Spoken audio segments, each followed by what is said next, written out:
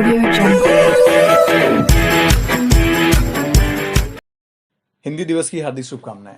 मैं मुकुट सिंह फिर से आपका स्वागत करता हूं अपने चैनल लर्निंग पर। थोड़ा सा अजीब लग रहा होगा कि आज मैं इंग्लिश लैंग्वेज के चैनल पर बात कर रहा हूं हिंदी दिवस के बारे में। तो देखिए, मैं आपको बताना चाहूँगा कि मैंने जो पढ़ाई अपनी की वो विशुद्ध हिंदी मीडियम स्कूल से ही की, जहाँ पर मैंने स्कूल के जो क्लासरूम्स हैं उसमें एंटर करने से पहले हमेशा बोला आचार्य जी प्रवेश, और हमारे आचार्य जी ने हमेशा बोला उपविश या फिर उत्तिष्ठ। तो वहाँ से मेरी जो पढ़ाई लिखाई वो पूरी हुई। तो आज मुझे ऐसा लगा कि हिंदी दिवस के मौके पर मुझे बात ज़रूर करनी चाहिए कि आखिर मैं इंग्लिश के बारे में इस तरीके से बातें क्यों करता हूँ, जबकि मैं भी एक हिंदुस्तानी हूँ। और मुझे पूरी तरीके से ये समझ में आता है कि हिंदी का बहुत ज़्यादा योगदान रहा है अपने देश की तरक्की में, और महान भाषा है। फिर भी इंग्लिश को लेकर के मैंने एक चैनल की शुरुआत क्यों की? हो सकता है कुछ लोगों के मन में ये द्वेष हो कि मैं इंग्लिश के बारे में बात करता हूँ अपने देश में रहने के बाद भी। फिर कुछ लोग बोलते हैं कि अंग्रेज चले गए लेकिन अंग्रेजी छोड़ गए। इस तरीके से बहुत सारी बातें होती होंगी।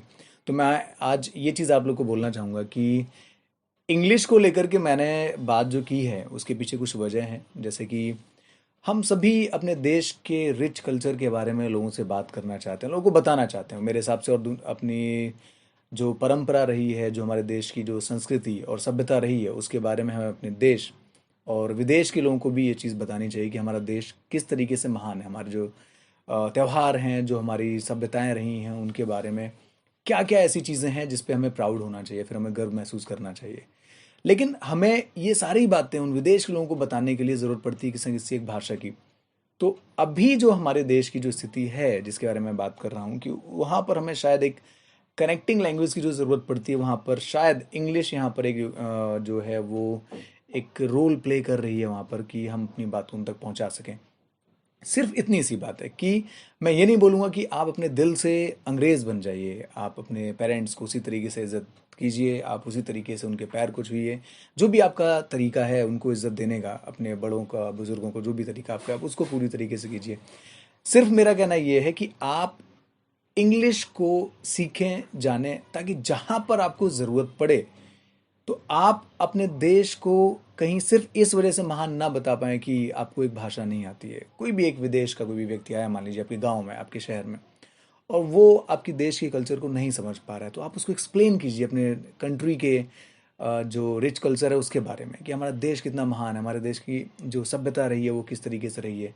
तो आप इतने अच्छे तरीके से इंग्लिश में भी उसको बता पाएँ कि उसको अपने देश, यानी जो हमारा देश भारत है, उससे प्यार हो जाए। और मतलब हम अपने देश के बारे में उसको अच्छे से बता पाएँ। सिर्फ यही चीज़ें हैं। बाकी मैं हमेशा ये चाहूँगा कि आप अपने देश की, आप चाहे अपनी जो भी आपकी भाषा है, हिंदी या फिर आप अपने गाँव देहात जहाँ पर भी आप रहते हैं वहाँ की भाषा को आप बखूबी बोलिए। और साथ में इंग्लिश भी अगर आएगी तो आप शायद अपने देश को या फिर अपने जो आपका लोकल एरिया है उसके बारे में दुनिया को बता पाएंगे कि वहाँ पर कौन कौन सी ऐसी चीज़ें हैं। यानी कि भाषा केवल एक रुकावट ना बने आपके जो विचार हैं, आपका जो देश है उसके बारे में लोगों को सीखने में, समझने में। और हम खूब मेहनत करें, तरक्की करें अपने देश को लेकर के, ताकि लोग हिंदी को ज़्यादा से ज़्यादा सीखें। तो हम कुछ ऐसे भी काम करें ताकि दुनिया मजबूर हो हिंदी को सीखने के लिए, हमारे देश में आकर के काम करने के लिए। बस इतनी सी मैं बात बोलना चाहूँगा। धन्यवाद।